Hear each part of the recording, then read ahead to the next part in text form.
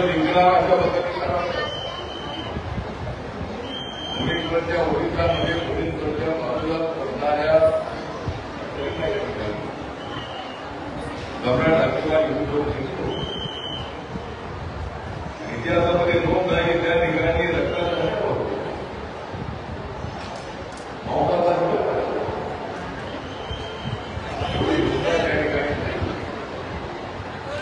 परंतु हे सगळं पाहिल्यानंतर त्या ठिकाणी सम्राट अशोकाने बौद्ध धर्म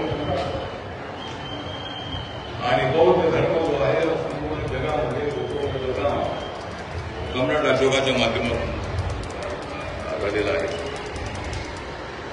गौतम बुद्धांच्या नंतर 300 वर्षानंतर सम्राट अशोक हे बुद्धिस्ट झाले आणि अनेक स्तूप जे आहेत, अनेक जे लेणी बुद्धाची आहे त्यांच्या काळामध्ये झालेल्या त्यामुळे आज या ठिकाणी बौद्ध बांधव म्हणून आपण सगळे इथे एकत्र आलेलो. मी जरी पक्षात असलोही तरी मी बौद्ध आहे. बाबासाहेब आंबेडकरांचा अनुयायी आहे आणि त्यामुळं अरुण अध्यक्ष आहे. प्रत्येक वर्षी ते मला बोलवतात आणि आज या ठिकाणी भदंत ब्रह्मच्या आपले सते भदंत डॉक्टर वन्ना स्वामी जी जो अरुणाचल प्रदेश के और अरुणाचल प्रदेश में बुद्धिज्म बहुत बड़ा है. वहां किरण रिजिजू के हमारे माइनॉरिटी के मिनिस्टर हैं वो बुद्धिस्ट है. एक जमाना था कि सारा भारत देश बुद्धिस्ट था, पाकिस्तान बुद्धिस्ट था, अफगानिस्तान बुद्धिस्ट था, चाइना भी बुद्धिस्ट था और ये बुद्ध तत्वज्ञान जो है तत्वज्ञान पूरी दुनिया में चला गया है. विश्व शांति का गौतम बुद्ध जी का संदेश पूरे देश में घूमता और इसीलिए हमें बुद्धिज्म पर बहुत बड़ा गर्व होता.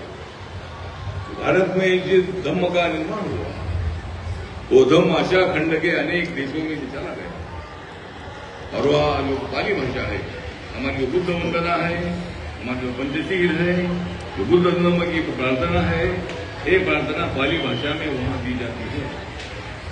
ये हमारे लिए बहुत बड़े अभिमान की बात है और बाबा साहब अम्बेडकर जी ने सोचकर जिस धम्म में समानता है, जिस धम्म में मानवता है, जो धम्म मानव को मानव बनाता है, ऐसे धम्म को, ऐसे विचार को बाबा साहब अम्बेडकर जी ने स्वीकारा और बाबा साहब अम्बेडकर जी के बारे में हमें बहुत बड़ा गर्व है.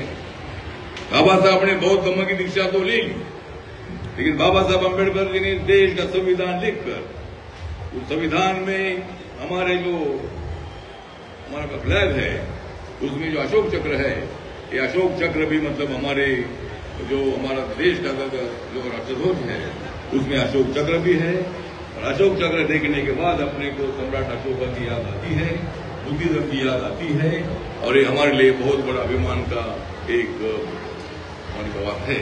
और इसीलिए हमें सर्वधर्म त्या ठिकाणी या ठिकाणी दीक्षाभूमी आहे. या दीक्षाभूमीचं सर्वजण महत्त्व आहे. प्रत्येक वर्षाला हजारोच्या संख्येने लोक या ठिकाणी असतात आणि महाराष्ट्र सरकारच्या वतीने